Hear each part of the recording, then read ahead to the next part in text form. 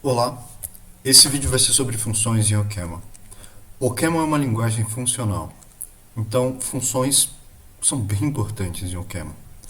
Você tem que pensar em funções em OCaml como os tijolos que você vai usar para escrever o seu código. Enquanto em Java e Python talvez você use uma mistura de classes com funções, aqui o negócio vai ser principalmente feito com tipos e funções. E a composição de funções, isso é extremamente importante. Antes de compor funções ou ir para as partes avançadas, nós precisamos saber como criar funções. E é bem simples. É igual a definição de uma variável. Você escreve let, o nome da função e os parâmetros. E depois disso, o corpo da função. Eu posso dar qualquer nome para a função, desde que ele comece com letra minúscula. Eu não posso começar com letra maiúscula ou nada muito esquisito. Então, se eu quiser chamar uma função f que soma dois números, eu posso dizer let f x y igual x mais y. Isso é uma definição de função em OCaml. Simples assim. Eu sugiro que você tente pensar no tipo dessa função. O que ela aceita como entrada, ou o que você acha que ela aceita como entrada e o que você acha que ela vai dar como saída, qual o tipo de saída.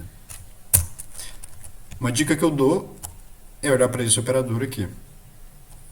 Nas últimas aulas eu passei por ele e falei que ele só aceita íntegros. Em OCaml nós temos construtores ou coisas que permitem controlar o fluxo do programa igual em C, ou Python, ou Java. Loops for, while e outras coisas. Apesar disso, eles não são usados na maioria dos contextos. Eles têm aplicações bem específicas.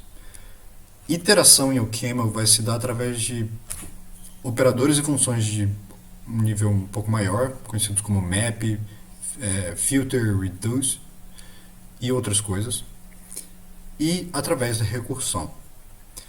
Se você escreveu código recursivo em C, provavelmente deve ter ficado traumatizado, porque é um pouco confuso.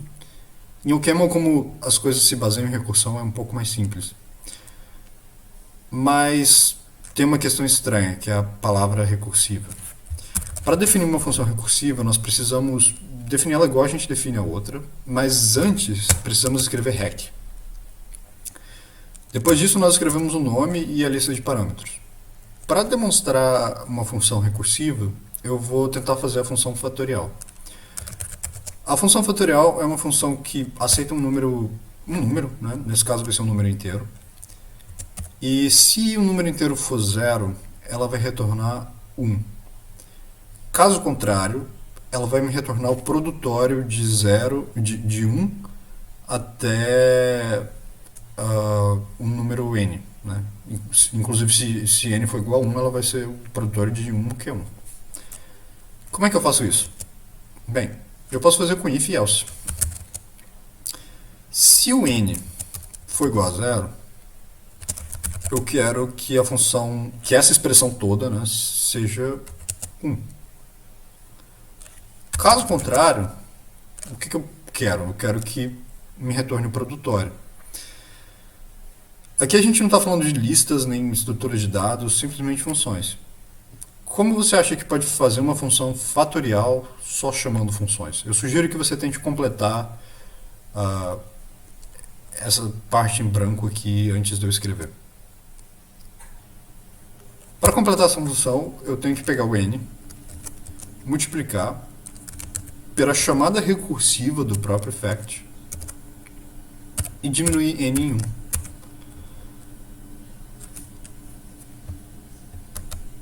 Eu posso tentar rodar essas duas funções no REPL.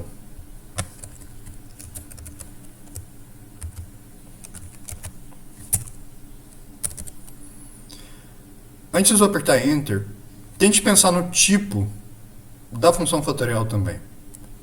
Ela vai ter o mesmo tipo da outra.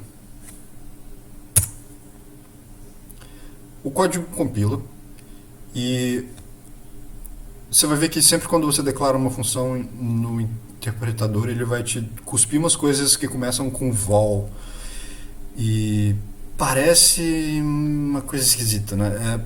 Para quem não está muito acostumado. E ela não tem o mesmo tipo, né? Ela é uma função que só aceita um parâmetro. Mas, enfim.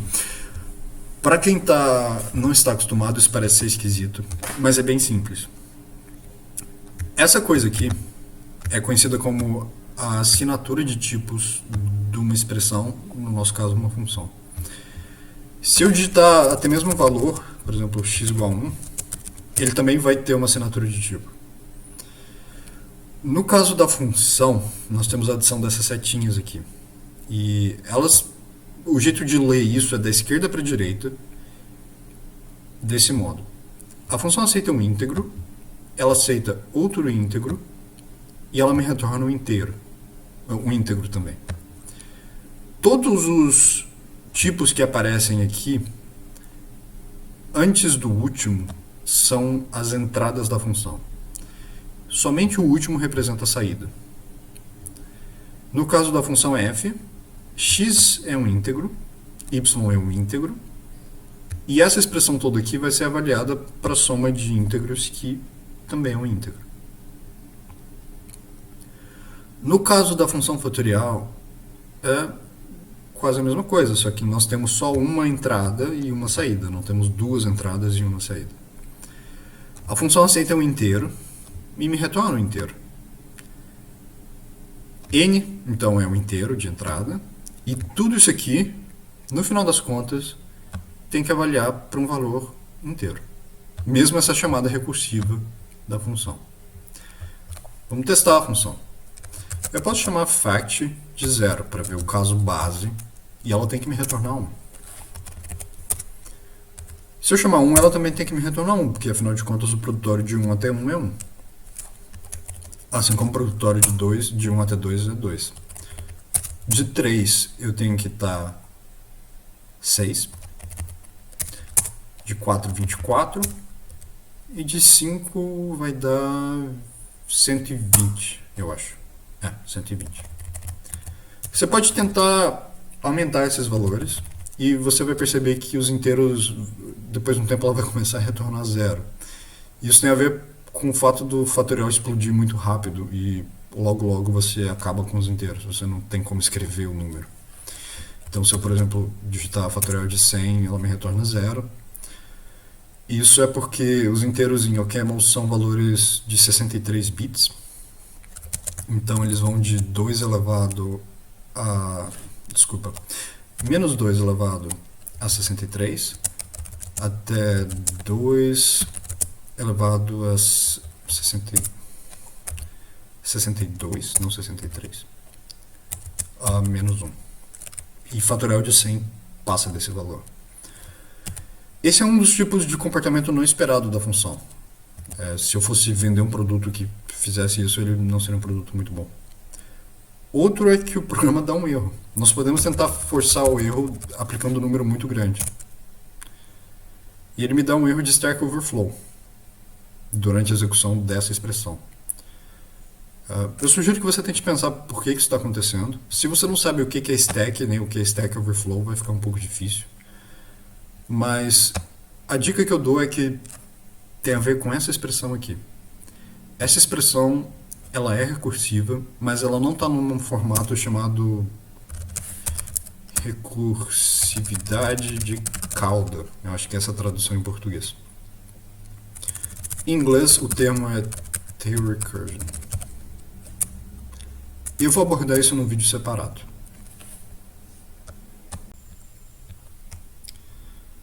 Outro tipo de função em OCaml não precisa ser associada com o nome. Você pode fazer isso, mas não é necessário, porque elas são conhecidas como funções anônimas, ou um apelido lambda. A lambda tem uma sintaxe um pouco diferente das funções normais. Geralmente elas estão entre parênteses, mas isso não é necessário. Para exemplificar a criação de um lambda, eu gostaria de fazer a função conhecida como relu, que é uma coisa utilizada em redes neurais como função de ativação. A função relu, para todos os valores menores ou iguais a zero, retorna zero. E para todos os valores maiores do que zero, ela retorna x. Então se eu passar 1, ela vai me dar 1, se eu passar 2, ela vai me dar 2, e assim por diante. Não é o melhor caso para a gente testar um lambda. Eu posso fazer isso muito bem com uma função chamada relu, mas funções anônimas são importantes. Para escrever uma função anônima, eu uso a palavra fun. E a sintaxe é a seguinte: fun, a lista de parâmetros que eu quero.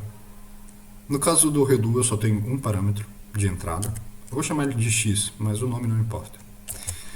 Depois disso, você vai digitar uma setinha, ou seja, menos, e o símbolo de maior é igual, maior. E essa parte aqui é o corpo da função.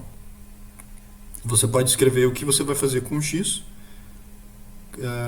e o que vai ser retornado, né? No nosso caso, eu quero que ele seja igual a zero para tudo que é menor ou igual a zero. Então convém utilizar uma expressão if.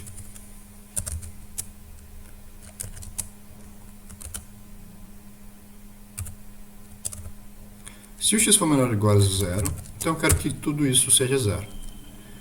Caso contrário, eu quero que ele seja x. Vamos ver se isso compila. Compila. O interpretador, diferente das outras funções, não atribui a ela um valor. Ela não é um valor, ela é uma função anônima, que vai de inteiros para inteiros. E como é que eu uso uma função anônima se ela não tem nome? Eu não posso chamar ela. Você pode muito bem dar um nome. Você pode chamar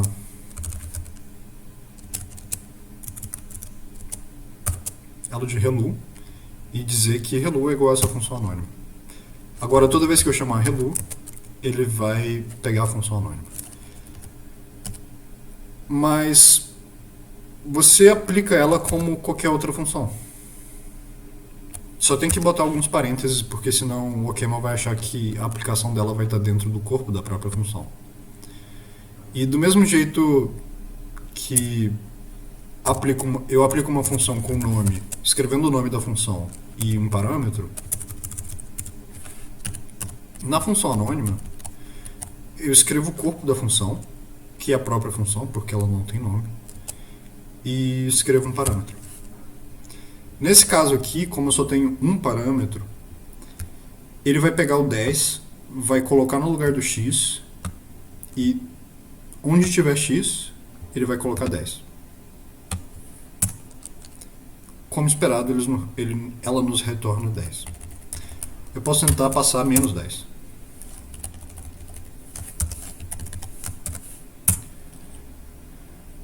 O valor é zero, como esperado. Você pode estar pensando que funções anônimas não são muito importantes, porque em Python geralmente não são usadas, apesar de existirem. Lá em Python você chama funções anônimas com a palavra lambda. Tem algumas limitações sobre o que pode ser e o que não pode ser um lambda em Python. Aqui elas não existem. Mas, como a maior parte do nosso código é feito utilizando composição de funções, às vezes você quer uma coisa que só é declarada em um lugar e não precisa ocupar o espaço de nomes com ela. E por isso você faz um lambda. E os lambdas podem ser tão complexos quanto você queira, mas eu sugiro que mantenha ele simples para evitar se perder, né? Se você estiver fazendo um lambda muito complicado, talvez é melhor fazer uma função, né, com o nome. Uma coisa interessante a respeito do UTOP e até mesmo do próprio Camel base é que é possível incluir as funções para serem traçadas. Isso te permite ver todas as chamadas e todos os parâmetros e resultados que elas recebem e retornam consequentemente. Eu vou mostrar como isso funciona na função fatorial que nós acabamos de criar. Você simplesmente digita o símbolo hash, escreve trace e o nome da função que você quer. No nosso caso, a função é fatorial. Depois 2 pontos vírgula. Ele vai te dizer que essa função agora está sendo traçada.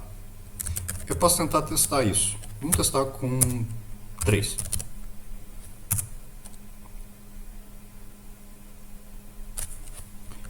Aqui ele mostra todas as chamadas da função. Ela primeiro recebe 3, depois 2, depois 1, depois 0.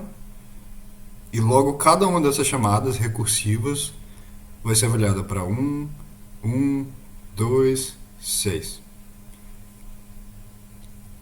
Isso é correspondente a essa expressão aqui.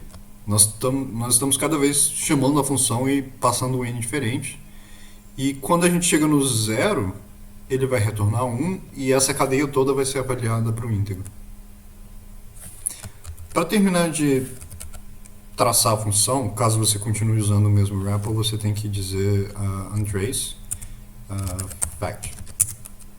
Ele vai te dizer que fact não está sendo mais traçado. Isso é uma das facilidades de debugging do OCaml. Não é o próprio debugger, mas pode te ajudar a entender o que está acontecendo em funções mais complexas.